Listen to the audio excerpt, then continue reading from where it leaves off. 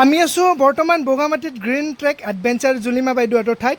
বাইদেউহঁতে আমাক ইয়াত খুব ধুনীয়াকৈ আমি হাতীৰ বাবে গছ ৰুই আছোঁ, কষ্ট হৈছে বাবে বাইদেউহঁতে আমাক চাহ খুৱাইছে। চাহখিনি বাৰু আমাক ফ্ৰী অফ কষ্ট খুৱাইছে, কিন্তু আপোনালোকে ইয়াত আহিলে ফ্ৰীত নাপায়। আচ্ছা, এতিয়া চাহৰ লগত আমাক দিছে বিস্কুট, গতিকে বিস্কুটৰ পেকেটখিনি আমি কি কৰিম? গতিকে ৱৰ্ল্ড এনভাইৰনমেণ্ট ডে এইবোৰৰ বিষয়বস্তু এণ্ডিং প্লাষ্টিক পলিউশ্যন। গতিকে প্লাষ্টিকখিনি আমি অ'ত ত'ত নেপেলাই আমি এনেকৈ ৰখাটো অতি উচিত। নহ'লে এইপিনে যদি আহে চাৰিওফালে প্লাষ্টিক, আমি ইয়াত ইমান ধুনীয়া পৰিৱেশটো উপভোগ কৰিব আহিছোঁ, কি নৈসৰ্গিক পৰিৱেশ, সেইটো নদী, কিন্তু সমান্তৰালভাৱে আমি যদি তলত যদি চাওঁ এইবিলাক আমাৰে চাপ নহয় জানো? এই বটল, এই কিবা এনেকৈ যদি বস্তুবিলাক পেলাই থকা যায়, তেতিয়াহ'লে 10 বছৰ পিছত কি হ'ব? 10 বছৰ পিছত নিশ্চয় প্লাষ্টিকৰ এটা তৰপ হ'ব, আৰু বহুতে আমি জ্বলাই দিয়াটোতো তাতকৈও বেছি বেয়া।